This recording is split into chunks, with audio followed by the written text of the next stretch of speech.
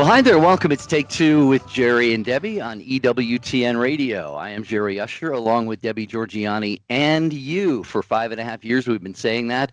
You were the ones who drive the program. But today, we're just going to invite you to take a seat, maybe grab a cup of coffee, a warm drink, whatever pleases you right now, and just enjoy the broadcast, Debbie, because we have a special guest joining us to talk about one of his very new and wonderful projects. Right. We're super excited about it the entire hour. So we'd like you to stay tuned in for the entire broadcast as we bring on, and Jerry's going to properly introduce him. You all know him. You all love him. Best-selling author, a New York Times best-selling author, but his newest book, The Spider That Saved Christmas. And that's what we're going to talk about. We're going to dive into this book, the reason why he put this together for us, and what we can learn from this wonderful tale. So, Jerry, I'm looking forward to speaking to this fine gentleman who's on screen right now. You can wave to everybody, all our YouTube, Facebook followers. You know who he is. Come on. Yeah, well, we rarely have guests on the show, and we can't even refer to this gentleman as a guest because he's well known and a true staple at EWTN. Raymond Arroyo is with us. He, of course, is the host of The World Over on EWTN on Thursdays at 8 p.m. Eastern Time. He is a frequent guest on Fox News Channel, The Laura Ingraham Show. He is the author of the Will Wilder series and also his latest book, The Spider Who Saved Christmas. And that is going to be the main topic of our conversation today. Raymond, welcome to the program. Oh, Jerry and Debbie, a pleasure to be with you all. Delighted to be here. We're so glad you could be with us the entire hour, Raymond. And we just want to jump right into this. So The Spider That Saved Christmas. How did you come upon this story? Is it just for children? Is it for adults? Tell us everything. Well, I will tell you to start with, it is not just for children, but all my books, from the Will Wilder series to these series of picture books, which I'm now working on and just completed this one. I always think we as parents, when you come back to the books you loved as a child, you often find different shadows and shades and lights there that you didn't see, you couldn't even understand when you were a child. So when I write these books, I don't write them for the child today. I also write them for the child to be. So I always say this book is for those 3 and 103. And thank goodness, and you can read the Amazon reviews if you don't believe me, audiences across the generations have embraced this story because there's a lot there. I mean, for children, they're fascinated by this spider. And let me tell you where this story came from. It fills an interesting gap in the Christmas story. We often hear about the nativity, and there have been a lot of stories about the nativity, talking animals at the nativity, on and on and on. My spider, by the way, does not talk, but we'll get to that in a minute. I was reading a Bible commentary, actually doing research for the Will Wilder series, and I came across this little footnote, and it was very tiny. And then I found it again, and it referred to a legend, an ancient legend about a spider who encountered the Holy Family. And the Holy Family goes into hiding in a cave. This is between the birth in Bethlehem, the Nativity, and the flight to Egypt, during that flight to Egypt.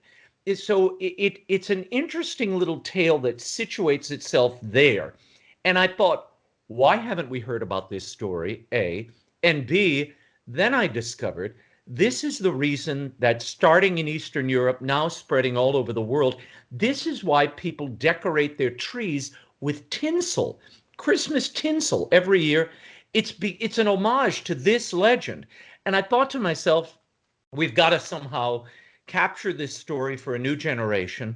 It's an important tale. And I always think, look, you have to be open. Writing is a little bit like being a parent. You have to be open to the life that's coming at you. You have to be responsive to it. And at the end of the day, you have to serve that story because there's something there for you, particularly as an author and as an audience. And for me, I didn't realize it at the time when I was fascinated by this tiny, again, it was a 3-sentence footnote. And when I tracked the legend down, it was a very spare tale. I mean, there's not a lot there. The Holy Family goes into a cave, they meet the spider. There's one incident that happens, and then it's curtains. So I broadened it all. I created a character around the spider. It gave me a chance to really delve into the characters, if you will, of St. Joseph, of the Blessed Mother, even of the child Jesus himself at this early moment. So I love that it was an opportunity for me to explore this territory that I thought I knew, and to bring people a story that we imagine we know, but we don't. And so The Spider Who Saved Christmas is my attempt to capture an old legend. And I think it ends up breaking open new understandings. And there is a lesson for us today that I think we needed, that I couldn't have foreseen a year and a half ago when I started this. Take Two with Jerry and Debbie. Raymond Arroyo of EWTN's The World Over is our guest. He is also the best-selling author of not only the Will Wilder series, but his latest picture book. It is called The Spider Who Saved Christmas. That's what we're talking about right now. And Raymond, just a couple minutes before a short pause, but give us just a snapshot of how you got interested in doing books, especially the children's books. I know you've got quite a background that's varied, but mostly people know you from being on TV and radio. So where does this side of you come from? Well, you know, my background was in the theater. I mean, I grew up in the theater. I was trained by Stella Adler, who trained Marlon Brando and Frank Langella. Oh my goodness, John Ritter, a ton of people. Benicio del Toro. Stella was 93 years old, I think, when I studied, or 90 years old when I studied with her. And I was in her last class when I was at NYU. So the theater shaped me, telling stories, putting on other characters, and trying to understand the humanity, both the glories and the failings of a character. So when I had my own children, I started making up stories for them. That's where Will Wilder came from, which I'm continuing to write, that series. That's a middle grade series for, 8 and up, 7 and up. So I've always loved telling stories. That's what I do on TV. I mean, whether it's on Fox or it's EWTN, I'm telling stories. Now, those are a bit more restrained because you're bound by the facts. What I love about writing fiction is you are bound by the facts of your imagination, and sometimes you can be more truthful in a fictional story than you can when you're reporting, news that's preordained and you can't really maneuver it. But I think it very important, particularly now. We complain a lot about the culture in decline and the inhumanity of the world. Our job as storytellers is to lift people and remind them of their humanity and the divine love of God around them. And that's really what this story is about. Sorry about that. You know time constraints on the radio very well on TV. This is Take Two with Jerry and Debbie and Raymond Arroyo.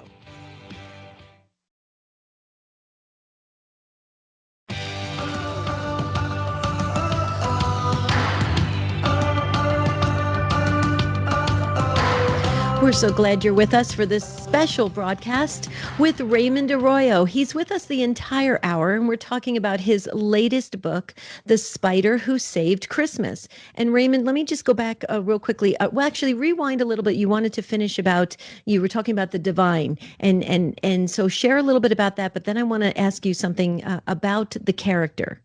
Well, look, I think we all make a big mistake when we omit the spiritual and a sense of God when we're talking about children and when we're writing children's literature. We talk about economic concerns, societal concerns. We talk about ecology all the time. We never talk about God or a sense of God. And I think it's important to acknowledge this is a reality for children. They are wired to receive God. They're open to him. It's a moment where you can inform them of this. And my feeling was with The Spider Who Saved Christmas, I wanted to rescue the season for children, if you will, from Frosty and reindeer and elves, and root it in something that was both fascinating, wondrous, and pointed us to the true reason that we celebrate Christmas. And that's what I think this story does. And the illustrations by Randy Gallagher are spectacular. I mean, he cinematically brought this to life. We worked very hard on these spreads in the book, and I think they really pop off the page. It's interesting you say that, because I actually put down it was beautifully illustrated by Randy Gallagher, but then I think some of the reviews said majestically illustrated, and I would agree with that. It is very majestic. So the spider, Nephila, how do you say it? Yes, Nephila. Mm-hmm. Nephila. Okay, so Nephila, how did you arise at that? How did you come to that character? What do you want people to take away from this particular character? I'm thinking of, how they end up coming out with, ornaments and different Uh-huh. things that represent the character. Yeah. I can picture it's sitting on my desk or something, and it's supposed to remind me Yeah. of that. So are you thinking that along those lines, Well, or what? in Eastern Europe, Debbie, and I've been to Eastern Europe during Christmas, and I've seen this, and I didn't understand why. In the trees of Eastern Europeans, Ukrainians, Poles, they put spider ornaments, and I couldn't figure out why. Well, this is the reason why. It's this story, and it is the Holy Family encountered this spider on the way to Egypt. Now, I call her Nephila.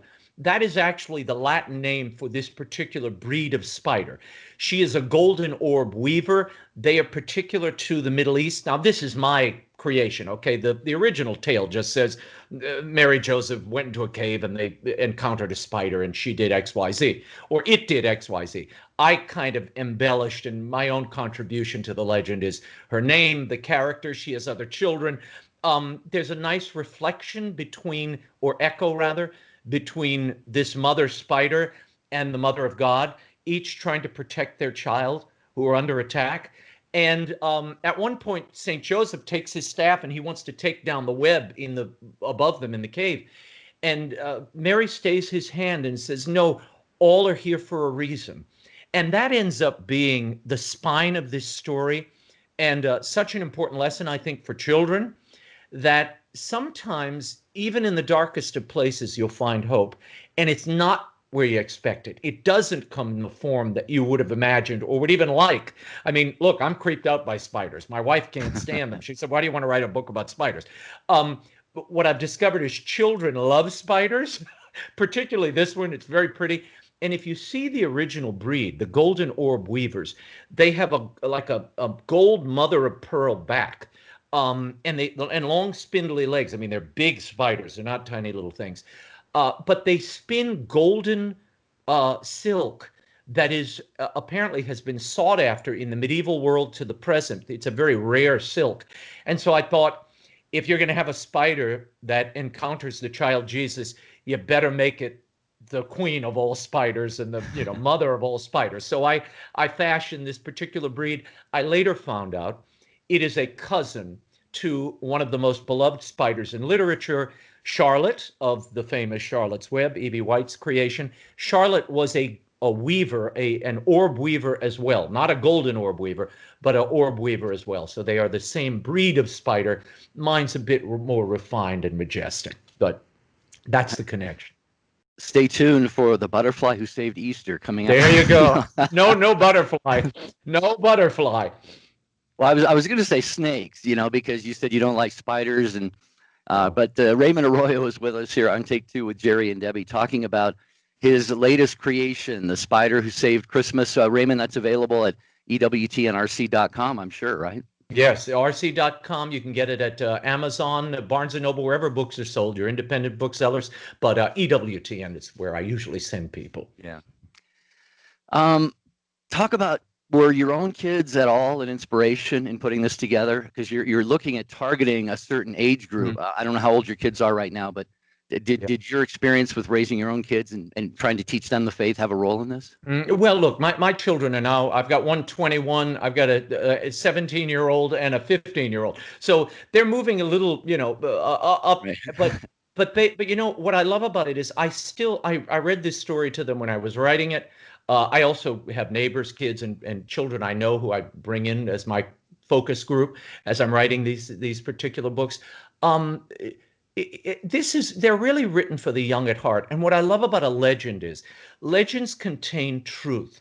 Tolkien used to say that legends and myths are largely made of truth. And I think every story is an operator's manual for living. There's some little kernel there that we need to understand so we can go on living. This is where stories originated. This is why Jesus told stories, and only stories, when he talked to people, because he wanted them to connect in a deeper place beyond politics or prejudice. And stories do that. You identify with this other person, and then you absorb the lesson. And the lesson here that, I didn't intend this, but my 21-year-old said, when I read the story to him, he said, "This is really what we're all going through, what the Holy Family encounters in this book." I said, "Well, what do you mean what we're all going through?" He said, "Well, we're all in our caves. We're all trying to protect our family from death that's just outside the door in this COVID reality. And yet, if you have the eyes of faith, and if you don't let your anger or your fear overtake you, there is hope everywhere. And God does send his aid, and he never stops being there for you in unexpected ways. But you have to look for it. And that really is the central theme, I think, of this picture book. It's more than a picture book to me. This is not like, a throwaway little rhyming nonsense. There are a lot of those on the market. This is, and what I tried to make it is a cherished little story that captures a moment and that is something you can pass on year after year, and you can revisit year after year. That's what makes a great Christmas story, I think, whether it's Dickens or it's The Grinch. It's those lessons that remind us at the end of the year who we are and God's work and hand in our life. Mm-hmm. And so I love Christmas. Christmas is my favorite season of the year. I just finished a Fox Christmas special. It's a musical special that's coming on in the middle of December with Dion and Jose Feliciano, some country stars you might know. It warms me every year. I look forward to it, and I'm one of those silly people who play Christmas music all year in my car. So I'm kind of a Christmas freak. So it makes sense that I would write The Spider Who Saved Christmas. Well, we share that in common because that's what I was drawn to your book because of that. I love Christmas. Yeah. And it was so interesting that you said that because that's exactly what I thought of as parents and as grandparents. There's these special items that we keep, right? And we want to pass them on to our family members who we love. We want to keep that legend going. We want to just keep the legacy going. And I thought of this for your book. I thought, it's so beautifully done. It's hardbound. It's so beautiful. And I thought, this is going to be one of those keepers that eventually somebody says, you know what, read this to your kids. Yeah, it's a keepsake. It is a keepsake. And I loved the story. I wanted it to have a classic feel, as if it had been around for a long time, because the story itself has, though not this version. And I even tried when we read when we wrote the opening, in the days of Herod, the king of Judea, Mary, her husband Joseph, and the baby Jesus fled Bethlehem by night, bound for the land of Egypt. I wanted it to have almost a biblical feel, and it does. And Randy, who was my illustrator on this, we went through 3 illustrators, and I ended up art directing this project because it was so dear to me and I didn't want it to get lost. We were very determined that it should have a classic visual feel as well. He hand painted all of these spreads. They have a supernatural glow around the edges of them, which we wanted. And they're cinematic. A friend of mine who's a director read it and said, this feels like a storyboard, kind of a high-end storyboard, because it captures every moment of this story at its dramatic height. The illustrations really capture it. So I'm very proud with the way it turned out. And I'm touched that so many families and both children and grandparents and aunts and uncles have written me saying the joy they've experienced sharing it with the children in their lives and reading it themselves and tearing up reading it. It's a moving story. It's a sweet story. Yeah, that's one of the notes I had made, Raymond, is to talk about the feedback you've received. But before we get into that, you mentioned Randy Gallagher, if I said his name right, and how you went to great pains to make sure you had the right person illustrating this for you. Talk about what ultimately drew you to Randy and to make that decision to work with him. Well, it's anytime you're dealing with a picture book, the pictures are 90% of the first thing that the audience receives. So look, I knew I had a great story. I loved these characters. Nephila is a delightful creature. The kids loved the spider in the book, and I've been touched that so many parents say I've had to read your book 6 times in a row. Thanks a lot, but that warms my heart. But a big part of this was making sure that the visuals captured the story in the right way. And if you go too cartoony, which is kind of the tendency right now, people draw in these very broad cartoon things. I said you're going to cheapen this story and it's going to ruin it. We need a real artist that almost feels like you have a master painter here. So we went through a number of illustrators. I just wasn't pleased with what they gave me. I mean, the spider looked too cartoony. The Holy Family looked kind of silly. And then I came across Randy, whose background is fantasy. And, he's done a lot of sci-fi covers. But I knew he could strike a balance between reality and a fantastical supernatural sensibility. He also has an understanding of religious subjects, and he's not somebody who's totally offended by the religious. So he's a wonderful eye. And he and I really just hit it off, and he understood the vision. And we did painstakingly go through spread by spread. There was a lot of changes and twists, and as those who work with me at EWTN will tell you, I can be demanding at times. So but the end result was gorgeous. And we're also pleased, and I couldn't be prouder of the work and the response it's gotten. It landed exactly as I'd hoped it would with readers. You did a spectacular job. I'm so glad you were hands-on with it, because that made all the difference. But how about giving this as gifts? I mean, people could give this would be a great gift. I really think it would be wise. Jerry knows this because we've worked together for 11 years. I cannot stand small talk and meaningless gifts. It bothers me. You don't like the candles, Debbie? You don't like when you get the candle or the slippers? Thank you. But this is so beautiful to impart to a family, to give to somebody else. I would highly recommend it, folks, because everybody's looking for things to give this year. It's a very unique year. We all know that. So this would be perfect. So please make sure, folks, you visit EWTNRC.com and pick up a couple copies today. I think it would be just wonderful gifts. I'm always planning that, Raymond, because Jerry knows it. I mean, I think this is a great opportunity. Every chance we get to impart something that has some depth to it just helps another soul along the journey. This is an on-ramp to the true Christmas story.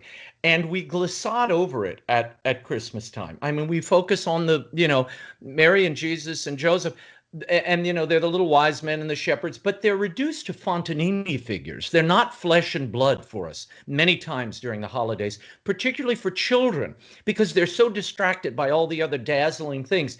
And I thought, here's an opportunity to use the dazzle and the glitter and the tinsel in this case to draw them back to the true light, the true glitter, the heart of the season, which is the coming of God, the crashing of God into our lives and into humanity.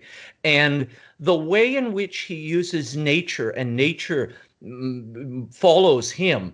And that is implied in this reading. There's a lot going on in this story. And I've always loved stories like that. I mean, from Peter Pan to the Jungle Book, the reason those stories resonate still all these years later is because they are suffused with a truth that I think adults only fully appreciate, but kids sense and intuit.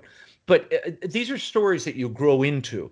Every time I read Peter Pan, every time I read it to my children, I'd weep like a baby, because we all want to hold on to that moment of childhood, and none of us can. You can't. You have to go on. You have to grow. You can't go back to Neverland. And this story also has that kind of truth, at times hard truths, buried in it.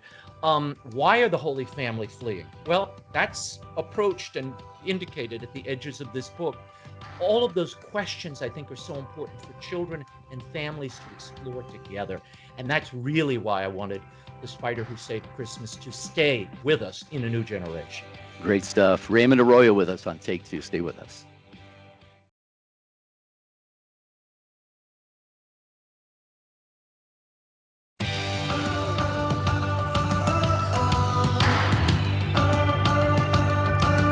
This is Take Two with Jerry and Debbie and you. I want to thank our show team, Michael Birchfield, our producer, Jeff Burston on social media, Ryan Penny, usually answering the phones, but this is a pre-recorded broadcast today, so we just invite you to grab a cup of your favorite beverage and sit back and enjoy our conversation with EWTN's Raymond Arroyo, host of The World Over and author of the best-selling Will Wilder series, and now the spider who saved Christmas, which is what we're talking about right now. There's so many things we want to get into, Raymond, in this final segment of the program, but I want to back up just a little bit. And you mentioned, I think when you were talking about Randy Gallagher, who did the illustrations, that he gave it sort of a cinematic feel. And immediately my mind thought, does Raymond have any thoughts about maybe putting this out as in video form? I mean, any sort of video series or a one-time presentation? Well, we are in conversations with a couple of broadcasters about doing an animated version of the story, which I think would, this was a much larger story. You know, I'd written a larger story and then we cut it down so it could accommodate the size of a picture book. There's a lot more story you could tell around the edges about the family, about the spider, about the soldiers who come looking for the child Jesus. So yeah, we may broaden it out a bit and adapt it. And I think it could be fun. We've even had some conversations about what form that might take, but I will announce those in the coming days, Jerry. Don't tempt me to get ahead of myself. But I thought we were going to get an exclusive. Well, I wish. No, we're not there yet.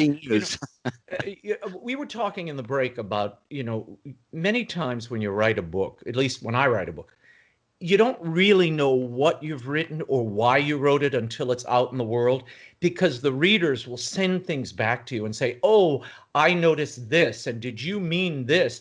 Some said what I took from it was don't give in to fear. Because at the beginning, St. Joseph, he takes his staff wanting to protect the family. And I've gotten lovely notes from everybody from Anne Rice to, grandmothers saying they love the depiction of St. Joseph here, who's often, kind of quiet bystander holding his staff. Well, here, and I'll put this illustration up for those watching at home, St. Joseph and Mary are kind of wrestling over the staff here because he wants to run the staff through the spider web because he wants to protect the family. He's really the protector here, but he's worried, he's fearful. And Mary quiets those fears because she's in such harmony with God's plan and so submissive to his will that she has this kind of poise and calm about her throughout this story that I liked, where she doesn't know everything, but she's in total serene peace about it. And I think the balance of that and that notion that we're all here for a reason, which she says early on in the book, that's what this story is really about, that each of us has been crafted for some purpose by God. We've been placed here at this particular moment to make a difference. As Mother Angelica used to always say, from all eternity, God put you here for some purpose to change the world. So get cracking. That was her line. Maybe I should have had the Blessed Mother say that, but she's a little more eloquent than that, but not quite as pithy. So it was important for me though to take this story. It just struck me, sometimes even when I'm doing reporting on things, I'll be struck by a story or a character, and I run to my notebook, I'll make a little note about it, and then it sits there and it grows, and over time I say, oh, there's a story here.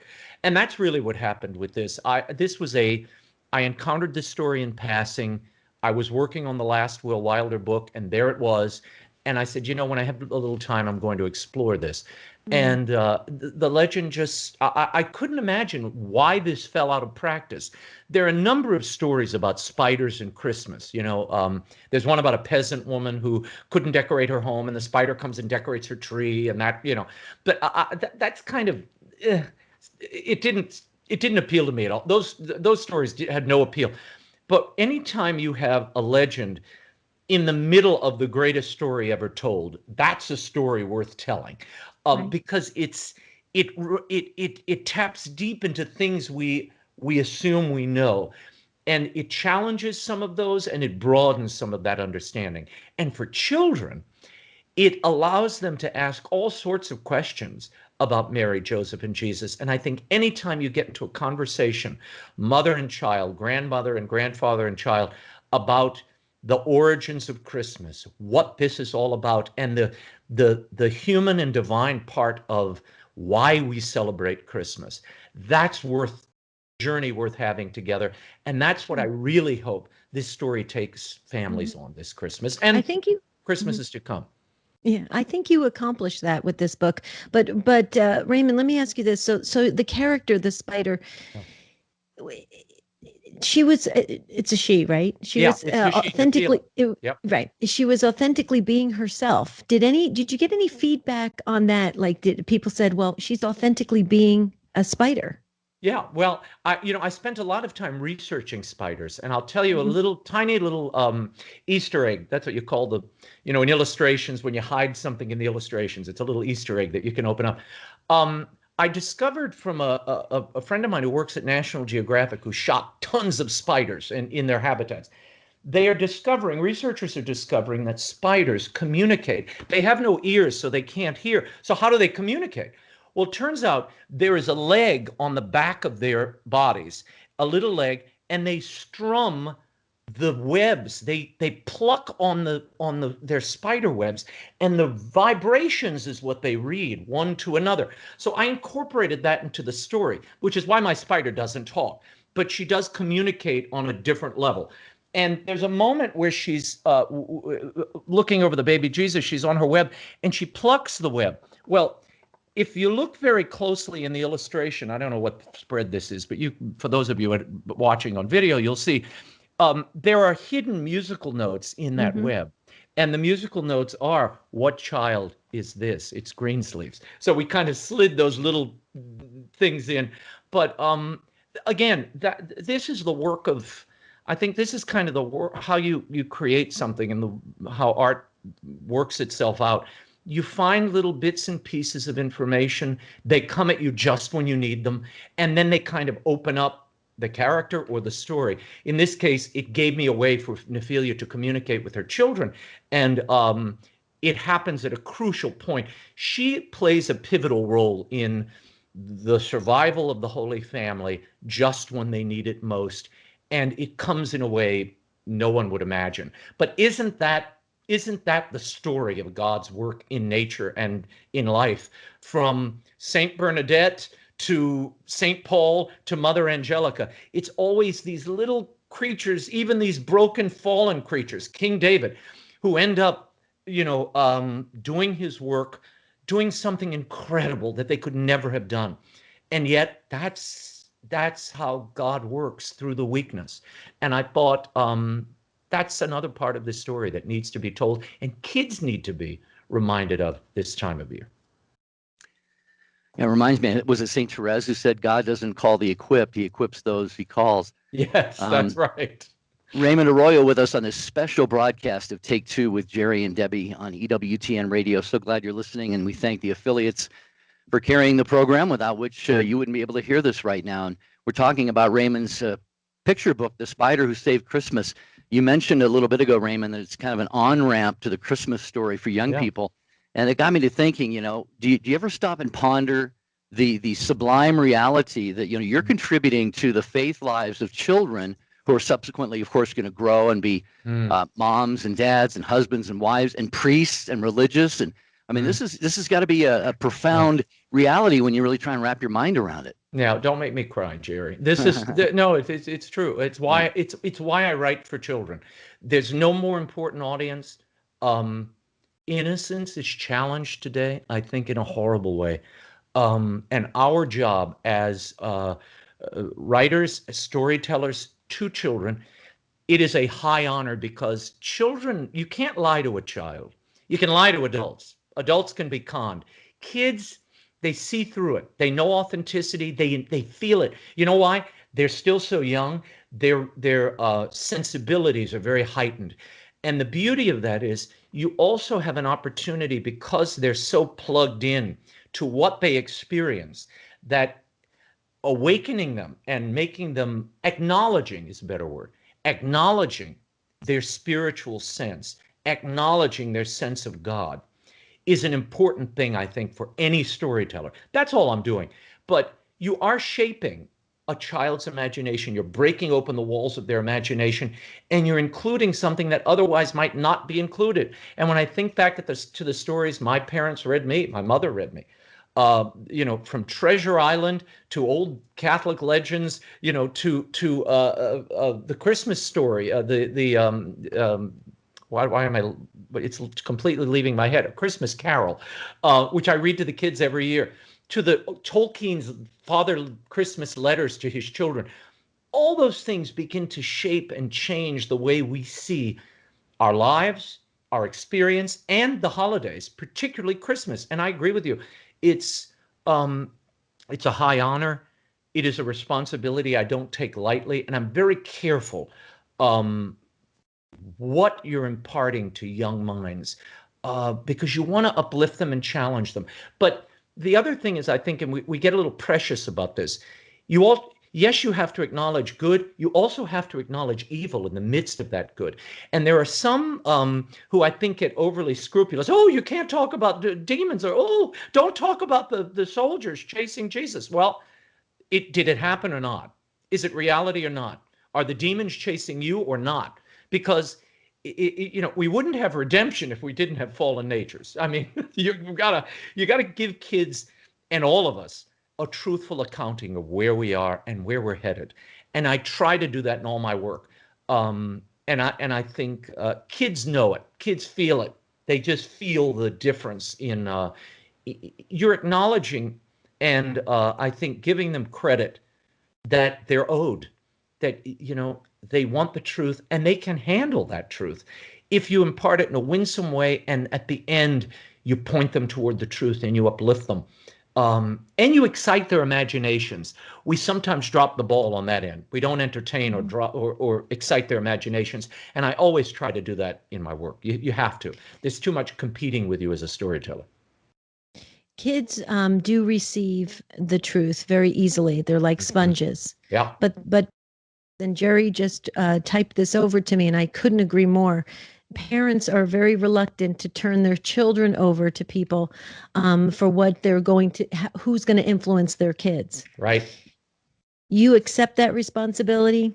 You respect kids, you love kids, and parents trust you. So there's a beautiful synergy happening there. Well, I thank you for that, but I would go a step further. I don't want anybody to trust me or any other writer with their kids. I only trust kids to their parents. The parents of the teachers. And what I'm encouraging, I have a reading initiative called Storyented, where I try to bring best-selling authors into schools, into communities that couldn't afford to have them, to excite kids about reading. But the journey I'm really wanting kids to go on, I want them to go on that journey with their parents and grandparents, which is why I do write for the young at heart. I don't just write for kids. I write for their parents and grandparents and brothers and sisters and moms and dads. You want them to go on the journey together and have that conversation. So when they read The Spider Who Saved Christmas, I want them to ask their parents questions. I'm trying to provoke those conversations. That's where formation, teaching, growth really happens, in that circle of family. The writer can only inspire that and start the conversation, but ultimately no writer should be forming your children. That's not my job. My job is to bring you a story that challenges you, confronts you, excites you, and raises questions and feelings that you have to grapple with. That's the job of a storyteller, and hopefully to give you a lesson or two for the next step in life. And it comes at us when we need it, as this story came to me at this COVID moment when I needed it. What about Catholic schools? Have you made, have the Catholic schools been receptive to this book? They have been. They've been very receptive. Good. And it's a perfect, this is a perfect story time book for the family, for young kids, and for, and for older kids. There are a lot of themes in this book, some of which I didn't intend. Madeleine L'Ang, who wrote A Wrinkle in Time, used to say every author is a slave to the story. And when I dig into a story, whether it's Wilder or Mother Angelica or this Spider book, you go deep, you're in the heads of these characters, and you're trying to honor where they are in reality, in the fantasy reality that you're straddling. What is true for that character? And then you stand back and you look at what you have when it's over. If you're true to those characters, as I've been here, they will tell you things, and things emerge that you never put there. Now, I attribute that to the Holy Spirit. That's just, that's his part of the work. but the audience picks up their own versions of what those characters are doing and saying. They will see things I never put in there or never intended. And that's when you know it's working. That's when it really works. And I think The Spider Who Saved Christmas resonates with people on a deeper level because that work went in. If you just wrote some, glib thing, I mean, I could have told this story in, 5 sentences, which is how the original tale is sort of rendered. But I thought audiences today want something deeper. They want something fuller. And you have to give them a beginning, a middle, and an end. So I went in and created this story, embellished and cleaned up and expanded what was a very spare old legend. But it's been told for centuries. Yeah, it's The Spider Who Saved Christmas, available at EWTNRC.com. Make a great gift for your kids, your young kids, your grandkids. Help them learn the faith and grow in the faith. And you, as their teachers, you can help to impart stories to them like this, The Spider Who Saved Christmas by Raymond Arroyo, EWTNRC.com. So, Raymond, it's an ages-old story. You've told it kind of in a new, fresh way. What can we take away? What can we learn from this story today? Well, I think, stories contain wisdom that we need. I don't know why we kept the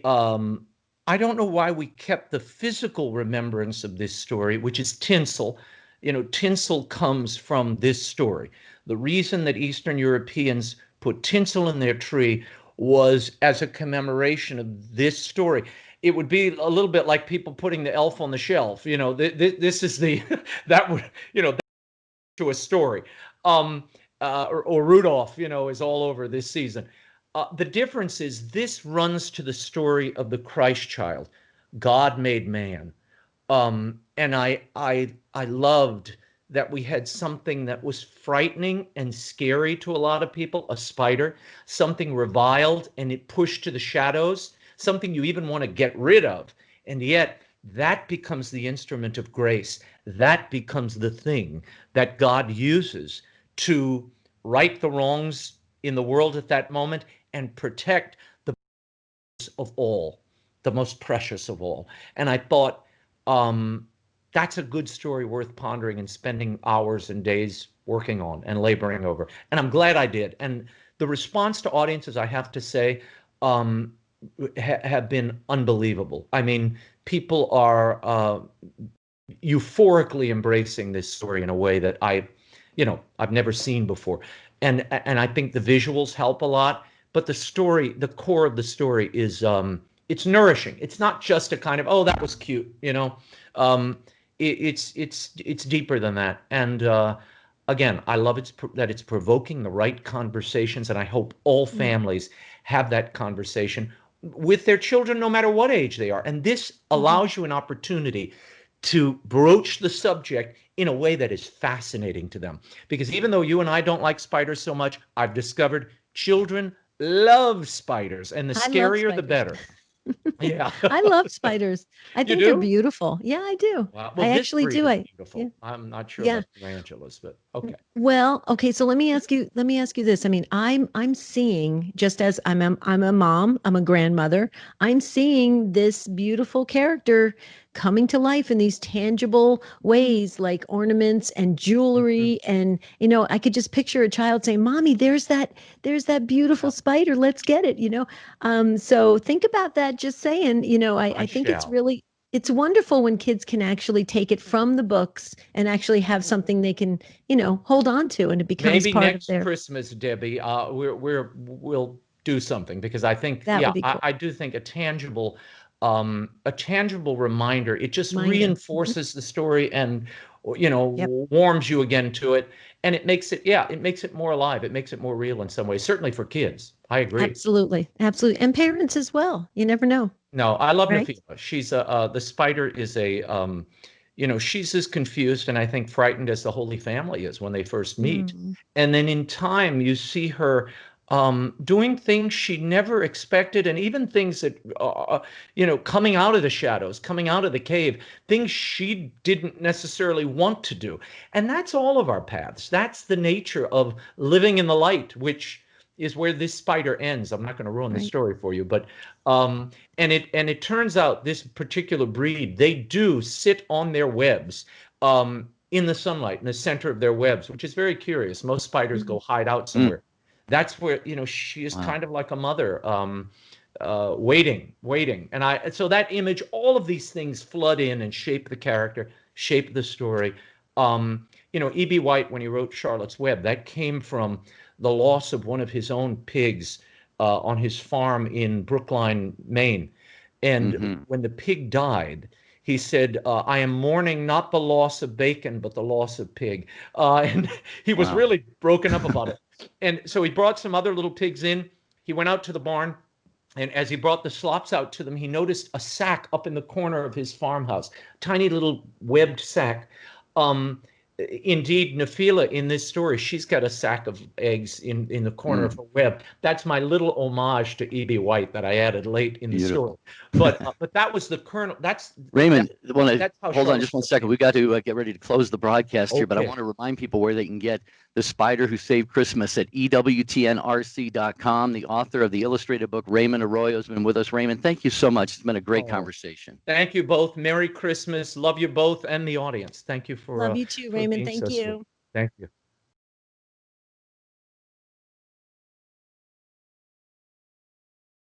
Wow, Debbie, great conversation with Raymond Arroyo. I think this is a fantastic book. He tells the story very beautifully, and I know a lot of people are going to want to be interested in getting a copy of this, maybe multiple copies. The Spider Who Saved Christmas, EWTNRC.com. I just thought of a great idea. I told you that I was going to give all of my family and friends Trustful Surrender, our book, and I just decided those special friends and family members, I think I'm going to add The Spider Who Saved Christmas, now hearing the backstory of how it came to be. And it's just an incredible, I think, I agree with Raymond. I don't want to give it, I don't want to continue to share this because I know that Raymond's going to probably follow up with additional things with this story.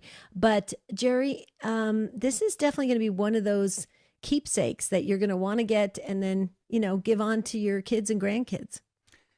Yeah, I think we all have a lot of things like that. Every now and then you go through some old boxes or things in the garage or the storage shed or something, and you find something like this, and it just brings memories flooding back. But the thing is, another beautiful thing is this will be from generation to generation. Yep. This is something for not only young kids today, but keep it around, keep it in good shape, and your kids can read the story to their kids as well in several years. Yeah. Well, yeah. And I don't want to read into it, but I just keep pressing Raymond. I really think they should, this is amazing. I mean, the character of the spider, I foresee that this is going to kind of come to life outside of the book. I don't know why. I feel it, but hey, I felt other things before and they didn't happen. But this one, I really just feel it's going to have a lasting impression on people. And it was a great discussion. We just love Raymond Arroyo. He is incredible. And so please, folks, if you enjoyed this as much as we did, get the book, The Spider Who Saved Christmas. Indeed. Well, we hope and pray that you're enjoying a blessed Thanksgiving holiday weekend. We hope that all of you were able to get together with some family or friends. We know that there are still a lot of COVID restrictions and so forth, but even in spite of all that, Debbie, we have a lot to be thankful for this year. Those of us who have experienced hardships, we thank for getting us through those. We pray for those who have, been impacted by the virus, certainly those who have lost their lives and their families and so forth. And now, believe it or not, Monday, actually this Sunday, we start the season of Advent. So Monday, we're going to talk about that. We are, because we've often felt in the past couple of years that folks call into the show and share about how they can really enter into the Advent season in a deep way, that it can really prepare their hearts and their minds and their souls for Christ's birth. And so we're going to tackle it on Monday, and we're going to talk about Advent, some creative ways to bring it into your home and to really let it be very transformative, and let it be a preparation time, a very proper preparation time, so that you can receive this wonderful, amazing gift of Jesus being born, right? Just for you. Okay. How amazing is that? And so with Advent, the liturgical season it's important, and our church knows that. And that's why it's important for us as Catholic Christians to enter into it very deeply. That is correct. So that's coming up on Monday, preparing for the season of Advent, preparing for the birth of Christ here on Take Two with Jerry and Debbie. We just want to say thank you so much for being a listener to the program. We thank the show team. Again, Michael, Jeff, and Ryan. Thank you, affiliates, for carrying the program. I believe, Debbie, this can be a very special Advent season for all of us, because if we follow what you were just describing there, that's a great formula for having our hearts ready for what is the most important thing in our lives and in the entire world history. Absolutely. Absolutely. Jesus' birth, how incredible is that? Let's look forward with anticipation. It's very, very exciting. Folks, we love you so very much. We hope you have a continued beautiful celebration this weekend. And until Monday, we'll see you real soon. Have a beautiful and blessed weekend.